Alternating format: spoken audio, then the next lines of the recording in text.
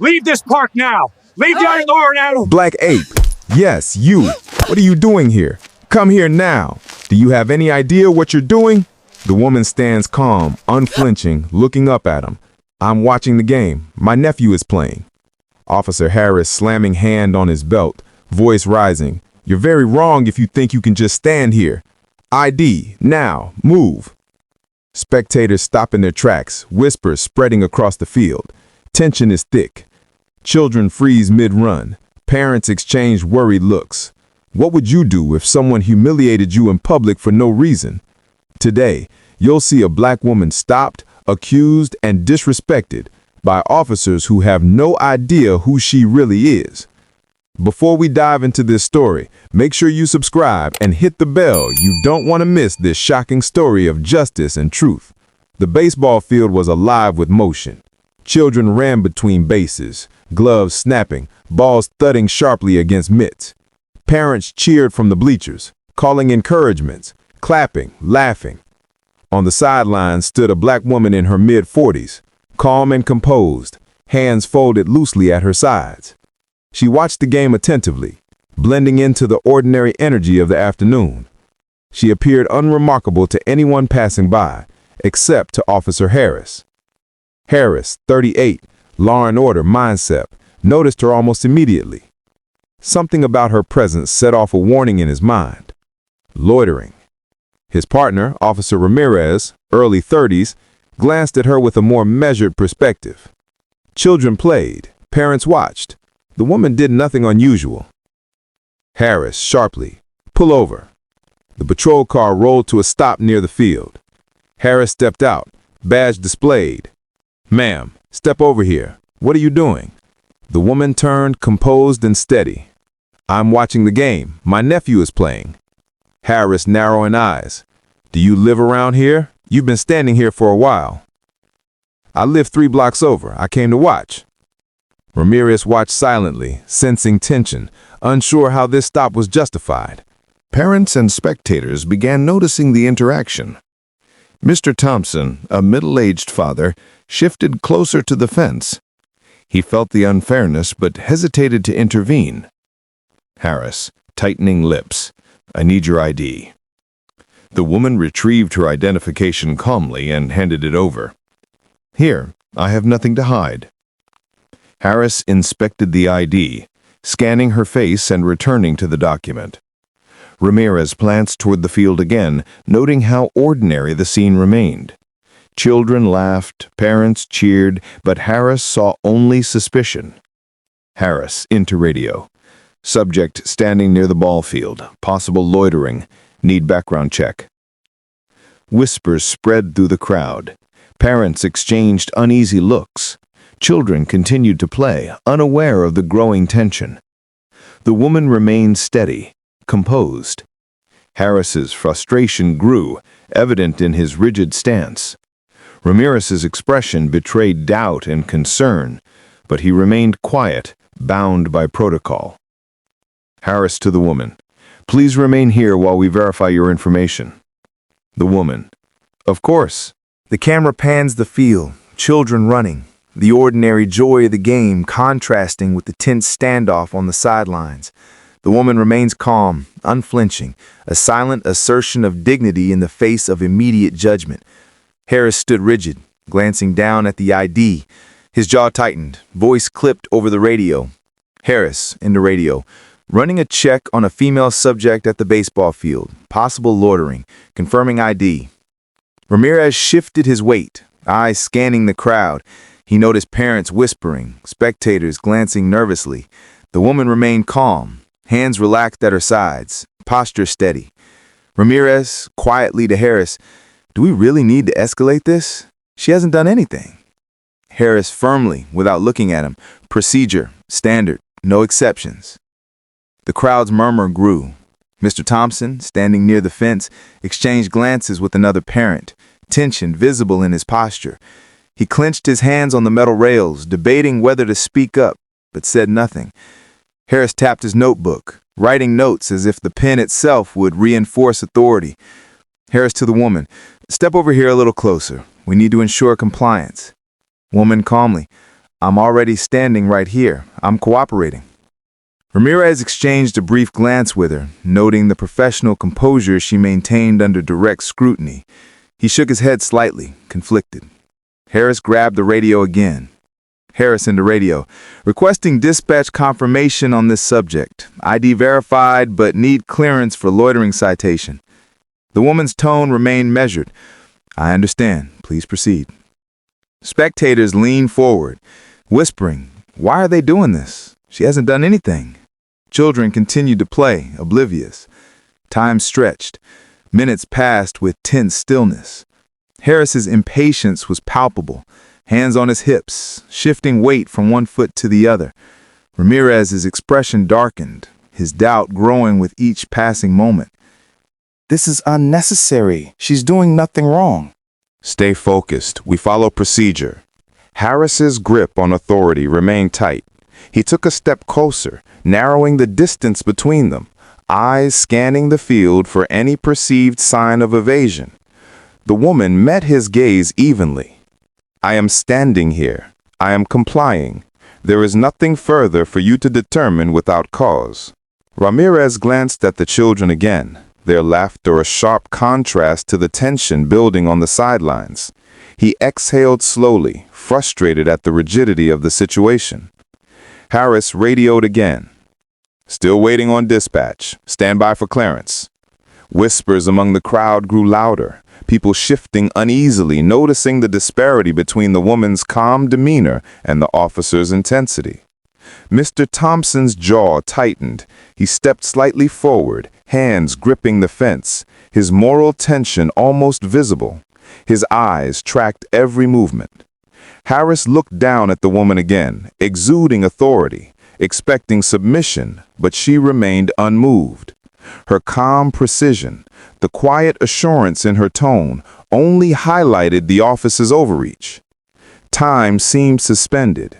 Ramirez glanced at Harris once more, the weight of uncertainty evident. He had already begun questioning the fairness of the escalation, but hierarchy kept him silent. Finally, Harris's voice over the radio came back, clipped and businesslike. Harrison to radio. No alerts. Subject cleared for ID, standing, and presence at field. Proceed with standard reporting. Harris exhaled, frustration and confusion mixing on his face. Ramirez gave a subtle nod, acknowledgement that the tension was momentarily resolved, but the situation was far from over. The woman took a small step back, straightening her posture, unaffected.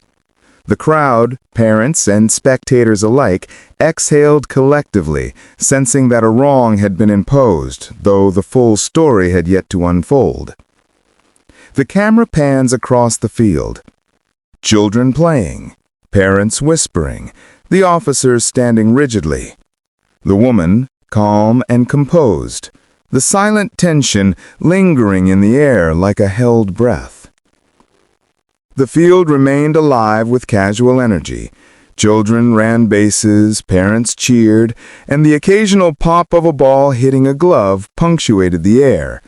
Yet on the sidelines, tension lingered like a shadow. Harris and Ramirez stood rigid. The woman remained composed, her stance unwavering, voice calm, precise. A figure emerged from the crowd, a casually dressed woman holding a clipboard. She approached the officers without urgency, walking with the assurance of someone accustomed to authority. Federal colleague. Officers, I believe you are speaking with Ms. Davis. Harris's eyes narrowed. And you are? I work with her directly.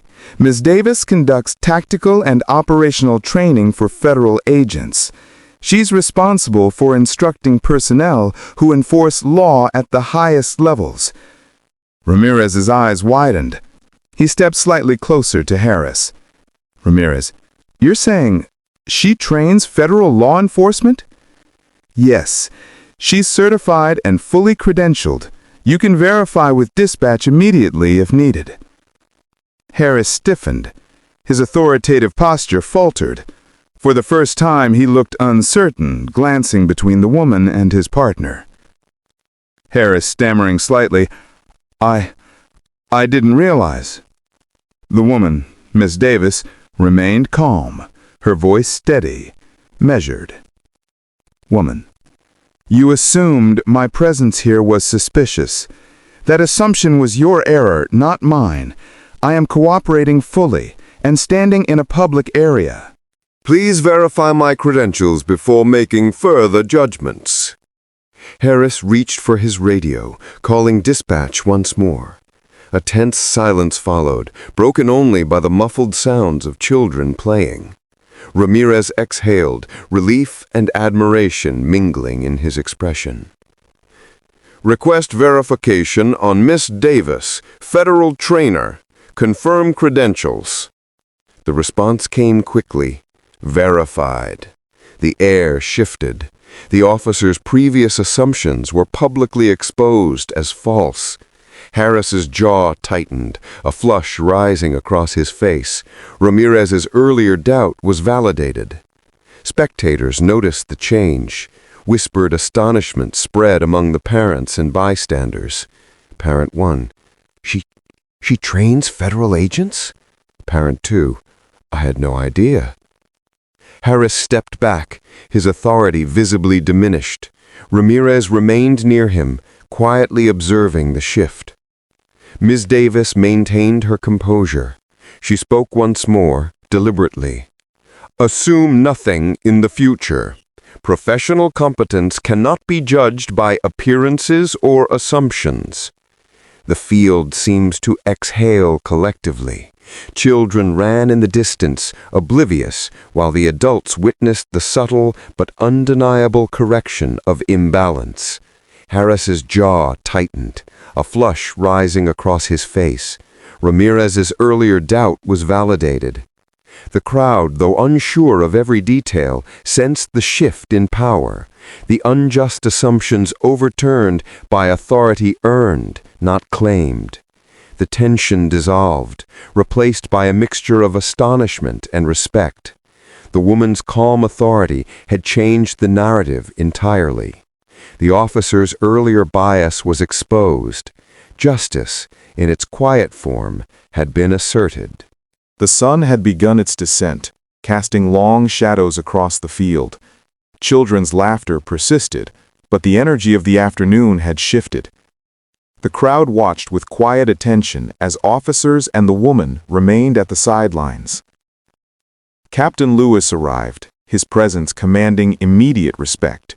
Mid-40s, experienced, procedural, his tone calm but firm. He surveyed the situation. Harris standing tense, Ramirez uncertain, Ms. Davis composed and unwavering. Captain Lewis. Officers, step aside. Let's clarify this situation professionally. Harris's shoulders stiffened. He opened his mouth, then hesitated. Ramirez exhaled, relief flickering across his face. Captain Lewis, turning to Harris. You assumed guilt based on observation alone. That assumption was incorrect. Apologize to Ms. Davis and ensure all reporting reflects the facts accurately. Harris glanced at Ms. Davis, his authority diminished, and spoke carefully. Ma'am, we misjudged. I apologize for the misunderstanding. Ms. Davis's gaze remained calm, measured, professional. She accepted the apology without comment. Ramirez stepped slightly forward, his earlier hesitation vindicated. The experience confirmed his instinct to question assumptions, to value justice over procedure when the two conflict. Captain Lewis. Documentation must reflect this encounter. Transparency and accountability are mandatory. Any deviation from professional standards will be noted. This is not optional. Harris nodded reluctantly. Ramirez watched the scene, internalizing the lesson of professionalism and restraint. Spectators observed the interaction. Parents whispered among themselves, some nodding in quiet approval. Mr. Thompson exhaled slowly, the moral balance restored. He had witnessed public accountability, and the message was clear. Errors born of assumption would not stand uncorrected. Captain Lewis, addressing all parties. This field is public, but authority is professional. Miss Davis, you have complied fully.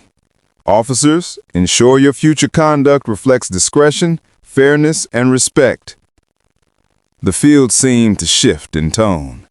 Children's laughter resumed its ordinary cadence, the tension melting into clarity. Harris adjusted his posture, reflective, privately confronting his earlier error. Ramirez nodded subtly to Miss Davis, a silent acknowledgement of the lesson learned. Miss Davis, I expect professional conduct to guide future interactions. Assumptions based on appearances are never acceptable. Harris exhaled, finally accepting the truth of the moment. Captain Lewis oversaw the reporting, confirming that the accountability process had been observed fully and the matter would be officially recorded. The crowd dispersed gradually, parents and spectators murmuring about the rare scene they had witnessed, authority corrected by truth, professional integrity restored in real time. The afternoon sun dipped toward the horizon, casting long, soft shadows across the baseball diamond. Children finished their games, gathering gloves and bats, their laughter fading into the cool evening air. Parents and spectators slowly began to leave, conversations subdued, reflective. On the sidelines, Miss Davis adjusted her jacket and straightened her posture. She had been calm throughout the confrontation, professional, measured, and unwavering. Now, with the official accountability complete and the officer's errors recognized, her presence exuded quiet authority. Harris and Ramirez stood nearby. Harris's posture was rigid but subdued, the flush of embarrassment replaced by thoughtfulness. Ramirez's eyes reflected understanding, a silent acknowledgement of the lessons he had witnessed. Harris, quietly, to Ramirez. I misjudged. I didn't consider the whole picture. Ramirez. We all have to be careful with assumptions. Today made that clear. Miss Davis took a step forward, walking away from the officers. Her pace was calm, purposeful, dignified. She nodded once, formally acknowledging their recognition of error, but she said nothing more. The crowd had mostly dispersed, but those who remained watched her retreating figure. Her authority was evident not through force or confrontation, but through composure, professionalism, and the undeniable truth of her credentials and actions. As she reached the edge of the field, she paused briefly. The day was ending, the field quiet except for the occasional sound of a bat striking a ball from a lingering child still practicing. Miss Davis allowed herself a small exhale, a quiet moment to reset after the tension of the day. She continued down the path toward her car, her stride measured, each step affirming dignity and moral authority. Harris and Ramirez remained behind, reflecting on the correction of their assumptions and the professional standards reinforced by Captain Lewis. Miss Davis's home, porch, later. Miss Davis arrived at her modest home. She opened the door, stepped onto her porch, and sat quietly. The soft glow of the evening settled over her, the air still but for distant sounds from the neighborhood. She looked out across her yard, thoughtful but untroubled. The day's events had unfolded fully. Humiliation had been corrected, power properly recognized, accountability enforced, and justice restored. She reflected on the quiet dignity of standing firm in truth and professionalism. Her final gaze lingered on the darkening sky, serene and unshaken. The lesson of the day was clear. Appearances can mislead, but true authority is measured by skill, composure, and integrity. Today, assumptions were corrected, and justice quietly affirmed. Remember, respect, professionalism, and moral clarity are the foundations of a life that commands recognition not through force, but through unwavering truth. Have you ever witnessed someone misjudged or underestimated because of appearances? Share your story in the comments below. Let's discuss how professionalism, dignity, and integrity shape our world. Don't forget to subscribe and hit the bell for more stories where justice, transformation, and quiet authority take center stage.